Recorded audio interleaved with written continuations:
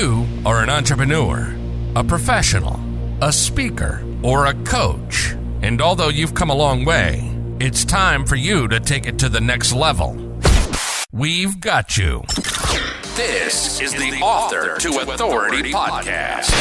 We'll help you use authority and influencer marketing to build your business stronger and faster by publishing a book. You'll hear from guests that are thought leaders in sales, marketing, networking, communication, social media, promotion, and business leadership. Let's do it. This is the Author to Authority podcast. And now your host, the extraordinary word ninja, Kim Thompson-Pinder. Welcome to the Author to Authority podcast, and today it is a thrill to have Steve Anderson on the show. And Steve is an expert in strategic risk and business growth. He's drawing on decades of experience in the insurance industry. He wrote the Bezos letters, 14 Principles to Grow Your Business Like Amazon, which has become a Wall Street Journal, USA Today, and international bestseller. And with hundreds of thousands of followers, Steve has been handpicked by LinkedIn as one of the world's most influential thought leaders. So I am so excited to have you on the show, Steve, because I know you've got some amazing things that you want to teach us. Well, I'm certainly going to try, Kim. Thanks so much for having me. So, Steve, this is your first time on the Author to Authority podcast. So I'd love for you to just take a few minutes and just share a bit of your story with us so we can get to know you. I'd be happy to. So as you mentioned, I've been in the insurance industry virtually my entire career. Early on, selling insurance to mostly businesses, and then the last 25 years working with insurance agents in the US on technology, kind of hooked into the technology stuff. And so I've researched, writing, speaking, and consulting on what's coming, and maybe more importantly, how to maximize the technology they're already using. And again, over 25 years, you can imagine lots of things has changed. Some things we used to consider, new and fun, and all of that is kind of mundane now, but it's still part of what I do. And that really led me to start thinking about the book. And my first part of the question was insurance agencies. Now it's broader to businesses in general. Mm-hmm. Is the biggest risk they face actually not taking enough risk? That question started the journey of research and writing and exploring and trying to figure out what the answer to that question was. You know what? You've got me thinking there, because I think as an entrepreneur, one of the qualities I would say of an entrepreneur is that you have to be willing to take risks.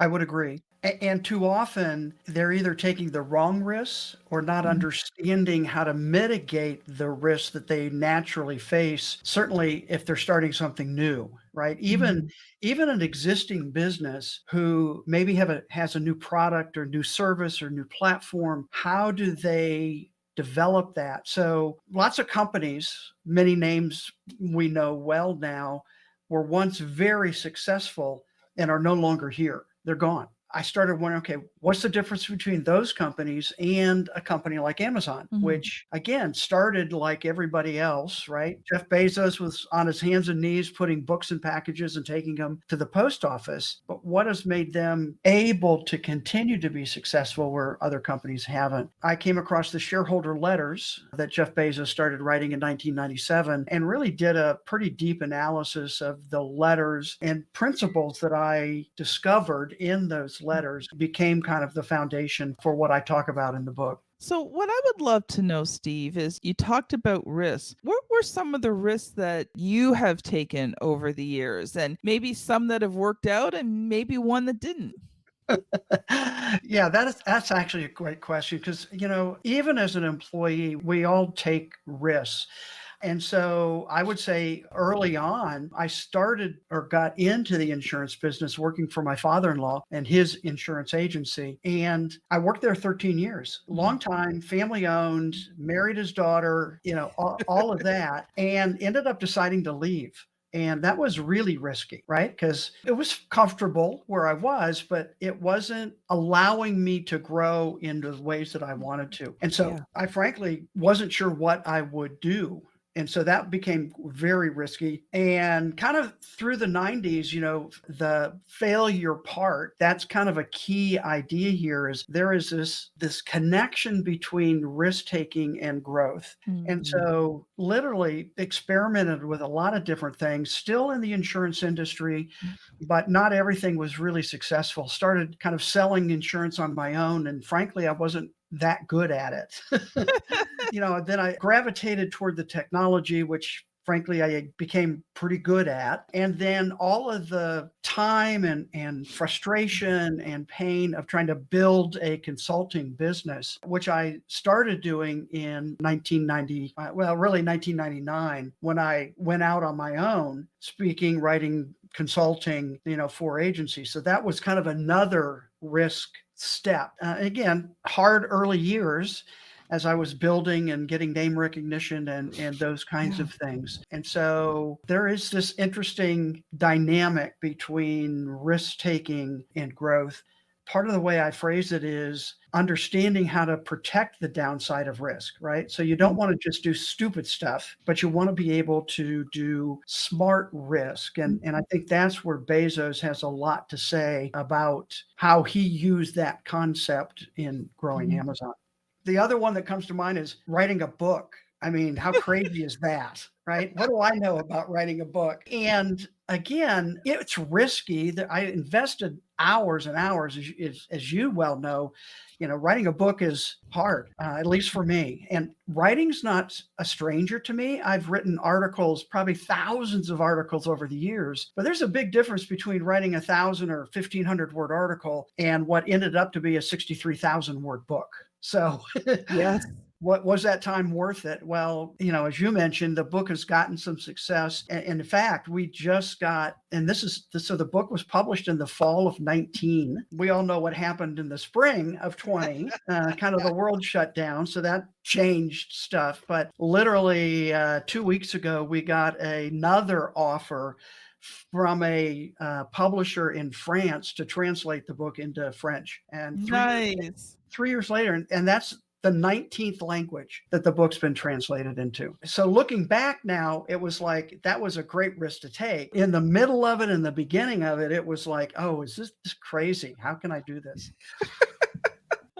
So I only have one question for you. How did your wife feel about all of this risk taking? Well, if you notice on the cover of the book, she is actually a co-author. So she was intimately involved. She's been in the publishing business. So that's kind of what I said. It wasn't a risk publishing because I sort of had an inside track. And she is a fabulous editor, fabulous book strategist. And so we really worked together. My ideas and her words, basically. We kept going back and forth, and she kept saying to me, "This is your book. What do you want to say?" And then she would help craft it to make it fun and interesting and all of those kinds of things. And I will tell you, Kim, the question normally in that arena is, are you still married? And we are. We're actually this summer celebrating 48 years of being together. But Congratulations. there were some hard times during that process, and we did make it through the other side. I was more talking about in the earlier years, when you went to your wife and said, hey, Oh, dear, I'm thinking of leaving your dad's insurance company. And oh yes, that definitely. So yeah, absolutely. And I have to say, part of maybe the reason we're still together, but is she really has supported me over the years. And even though, she loved her dad and I was miserable, she knew that. So, just those family dynamics, it was hard. There was no question. It was hard to leave, hard to all of that stuff, that kind of goes with the package. And, she's been behind me and supporting me and, you can do this. And so I'm not sure I probably could have done it without that kind of support. that is awesome. We're going to switch gears here because I want to give you lots of time to talk about what you came here to talk about today and that wonderful book you wrote about just that gold mine of information you got from those shareholders' letters. So I want to give you lots of time to just share about that. I may interrupt you with the occasional question, but I'm going to let you Please talk do. for a bit. So, like I said, kind of the background of the book, as I read through those letters, I just became really enamored with how much Bezos talked about how he did it. You know, and the Mm. shareholder letters typically are either really boring or all they do is, tout the business. And Bezos's were different. And I would say I liken them to Warren Buffett's. People wait Yes. for those letters to come out. And I think that same thing will happen and is happening with Jeff Bezos and Amazon. And my first kind of iteration, I actually did an executive summary of each. At the time, I think there were 17 letters. I did an executive summary, one page, kind of highlighting what's in the letter, some key quotes, some takeaways, and created a PDF. And I was going to give it away as part of my consulting practice as a lead gen, right? Here, download these principles that can help your business grow. Give me your name and email address, etc. Again, fortunately, my wife is and has been in the publishing industry. I showed it to her. She showed it to the founder of the publishing firm that she works for, and I published my book. And they both said almost immediately, "This is a book. This is not a PDF." And then I kind of went that, "Oh, are you crazy? I can't write a book." And so, and then what we did is we came up with these 14 principles that we literally can trace throughout the letter. So the book talks about the very first 1997 letter that set up kind of the foundation for Amazon. And we found all of the principles that I had talked about and kind of extracted in that 97 letter. And then we did the same thing for the 2018 letter, which is the last letter that was available when the book was published. And so the threads that kind of went through, and I grouped 14's a lot, right? So trying to figure out how to make it easier to consume and understand. And so we broke those 14 into 4 different cycles: test, build, accelerate, and scale. And I believe every business is going through those 4 cycles almost all the time, right? They're either testing a new idea, a new product, a new service, figuring out if it works, and then they're building on that idea, and then they're accelerating their growth, and then they start getting bigger. So how do you scale? Again, it could be even large businesses who have multiple divisions could be going through different parts of the cycle at any one time.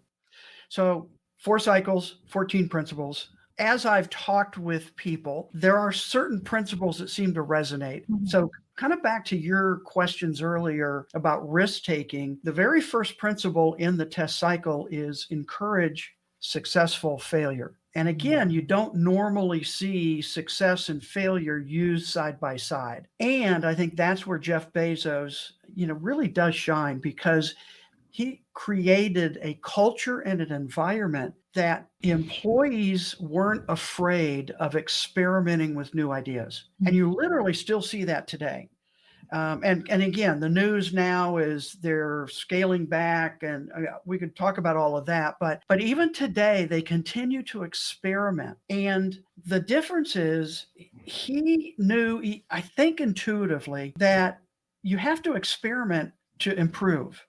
Actually, a lot of the business noise, I would call it, we hear around businesses need to innovate, I actually think is out of order. Yes, they do need to innovate, but they have to experiment first in order to invent something new that their customers actually want, and then they can innovate. And Amazon's done all of those. Experiment means you're going to fail. There is no other option, because if you're not going to fail, it's not an experiment. And the whole reason you do an experiment is you don't know. And then how do you build on that?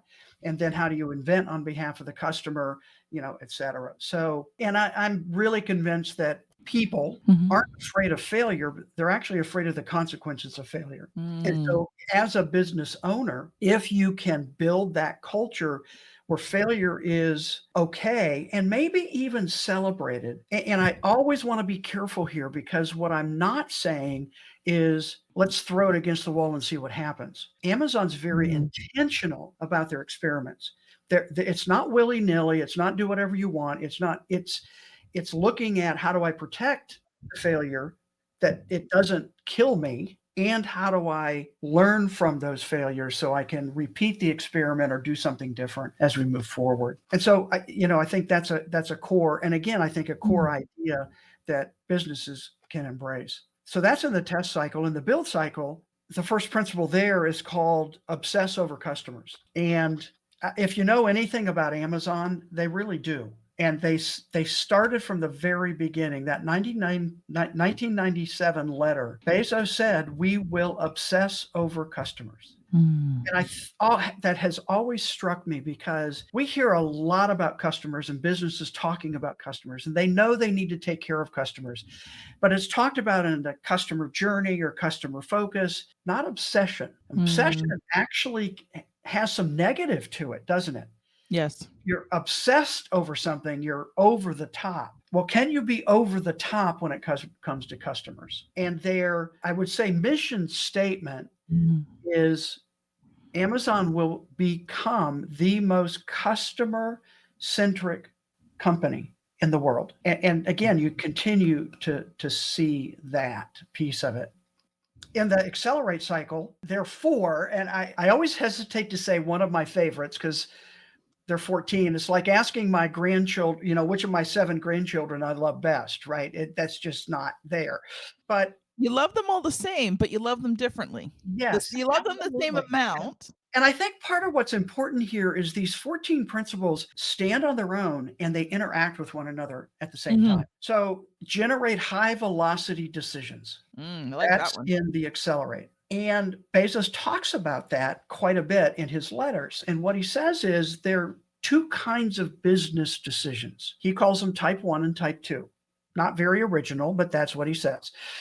Type 1 decisions are big, bet the farm, hard to change once you make that decision. He said those decisions should be made slowly, carefully, with as much data as you can get. He said type 2 decisions, however, are less consequential, meaning you can decide and be wrong and you're not killing the business. And what he says is those decisions should be made by employees who are capable of making that decision. And they should be made with at most 70% of the information you wish you had. Because a type 2 decision, once it's made, you can change it. He calls it, once I walk through that door and I look around, I can walk back without significant consequences. And so you can pivot, you can change direction, you can, those kinds of things. So, and part of what happens as a business grows is they add bureaucracy. Right. So now I have to get approval of my supervisor, and the supervisor has to get approval of the manager, and the manager has to get approval of the regional director. And you kind of go up. And he says all that does is slow down growth because it's slowing down decision making. So again, another key component to moving fast enough without betting the farm. I always like to include this one, and it's actually principle number 14. It's called believe it's always day one. Now, this is a phrase Bezos has used in every single letter that he has written to end the letter. Usually the last paragraph has some version of it remains day one, it's still day one. And even in the 2019 letter, kind of the pandemic letter, I call it, he says, even with all of the, I can't think of the exact word he uses to quote it, but the trouble we've had, it remains day one. So here's this idea of day one, which is, as an entrepreneur, that first day you open business, you still have that same excitement 5 years later. And you build that into the culture. So Bezos was at an all-hands meeting, which they did regularly, and had gone through kind of an update of where the company is and what they're doing. And the last part of that meeting is opened up to questions from employees who have pre-submitted questions. So he had some note cards in his hands, and he looks down and reads the next question. And the question is, Jeff, what does day 2 look like? And he kind of chuckled and he said, I think I know the answer to this question. And he said, day 2 is stasis, followed by irrelevance, followed by painful, excruciating decline, followed by death. And that is why it's always day 1. Love And it. so when you think back to those companies that were once very successful are no longer here, he actually goes on and he talks about in the 2016 letter, he talks about it could take 20 years for that process to fully play out. And we see lots of companies that once were hugely successful and are gone. But in that shareholder letter, he tells that same story and he goes on to say, but I'm more interested in what things you can do to protect day one. Yeah. And he actually identified 4 items. The first item is obsess over customers. Mhm. So again, that's part of that build cycle. The second item is a skeptical view of proxies. Now that takes a little bit of explanation. So a proxy is kind of a stand-in. In the way he's using it there, a proxy is a process or procedure that businesses need. But Mhm. when it moves from serving the customer to serving the business, that becomes a problem. Right? How many times have you heard a customer service person say, "Oh, that's not our procedure," or "I don't have authority," or "I can't do, this or that." So that's proxy. So skeptical view of proxies. Third is eager adoption of external trends. And I feel like so many businesses today are scared of new stuff that's coming as opposed to eagerly looking into it. And it kind of goes back to experimenting. How could this help our business? How could it hurt it, et cetera? And then the fourth, we already talked about, is high velocity decisions. So making sure you're moving fast enough to keep the agility and that day one mindset that I think he feels is so important. Wow, you have just unpacked this huge steak that is going to take a while to chew on. It is, and I still, maybe you can tell, I still get excited about this because I just, and Bezos is not perfect. I mean, no No. question about that. And I'm not his judge and jury. And there is so much I think we can learn from how he has structured Amazon and how he thinks about business and growth, et cetera. So that's why I get excited about talking about some of these topics. This is one of those episodes I think we could have, easily have stretched into 2 or 3, and definitely gonna have you back, Steve, because we're gonna wanna Great. explore some of these in more detail. Well, and we talked about 4 of the 14 principles, right? And Yeah. so there are others there that I think are maybe as impactful or more impactful, but these are the ones that, like I said, seem to resonate with people or at least kind of captures their imagination about, oh, I wonder how my business could do that, or, starts prompting some of those thoughts and conversations. Wow. Well, I wanna talk about your book because 'cause we've got Okay. about 5 minutes left, so I wanna make sure we get to your book. It's obviously available on Amazon. Mhm. And as I mentioned earlier, it's been now will be translated into 19 different languages. That's really fun for me. And it's so unexpected. I mean, I had no idea that any of this would happen. And, kind of the whole topic here is I won't say there are few things that are better as a person, as a business owner, as someone who has a message you want to get out than a book. And a book can really set you apart in terms of, and I hate the word thought leadership, but having ideas that you think can help others. And so that's been very grateful to me. So people could go to the website is thebezosletters.com. There's lots of information there. One of the things we built in to the book is at the end of every chapter, there are some questions for thought or discussion. You can use that internally as a prompt. I've had many business owners say, I bought a book for everyone in my department or my company, and using that as kind of a prompt to talk about how these principles could actually be applied. And part of what's really interesting to me too is it's not just businesses.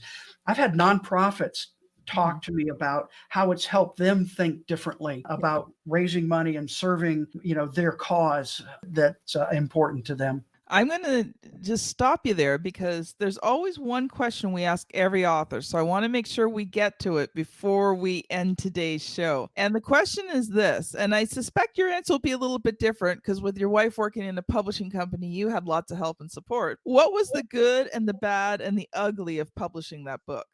So I'm going to probably do it in reverse order. I think the ugly/bad was the writing process. I was responsible for writing the first draft and gave it to my wife, Karen, and she looked at it. And a couple of days later, I came home and she said, we need to talk. Well, you know what? As a husband, that's typically not a good phrase you want to hear. She looked at me and she said, this is really boring. My first draft was in chronological order, 97, 98, 99, right? And she said, nobody cares what year he said what. Exactly. Can you come up with principles? And I mean, I was crestfallen, right? I mean, I'd spent hours and sweat, just writing and trying to get stories and trying to put things together. I said, frankly, I don't know if I can. And I said, I will try because I trust her. That's how we got through this together. If she said it's boring, I didn't want to publish it. And so literally probably 5 or 6 days later, I came back. I think I had an initial list of 8, worked on that and made it 14. So that was really hard part of the process. The good is the results. It's just astounding still to me that it's resonated with people so well. I got literally over Christmas out of the blue an email from somebody in Poland whose wife had given him the book as a present and just thanked me for writing it. That's good. What can I say? That's good. Well, thank you so much, Steve. If people have heard you and they want to find out more about the book, but also how to connect with you, because that's sometimes people just like, Steve, I've got this one question. If you could answer this one question for me, how can people connect with you? So I would say 2 ways. One is my email address is steve@thebezosletters.com. The second is I'm very active on LinkedIn. You kind of mentioned that in the introduction. So if you're on LinkedIn, you probably can find me relatively easy, Steve Anderson or the Bezos Letters, and send me a connection request. Let me know you heard me on Kim's podcast, and I'd love to connect with you, and we can correspond there also. Awesome. Thank you so much, Steve. This has been Steve Anderson and Kim Thompson-Pinder on the Author to Authority podcast. Thank you so much for listening, and we'll see you on the very next episode. Bye now. You've been listening to the Author to Authority podcast.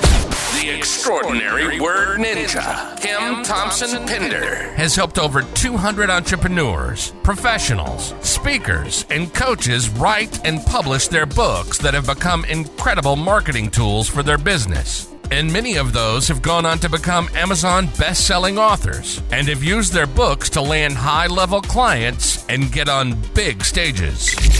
We hope you've enjoyed the show. Make sure to like, rate, and review. And we'll be back soon. But in the meantime, hit the website at www.authortoauthoritypodcast.com.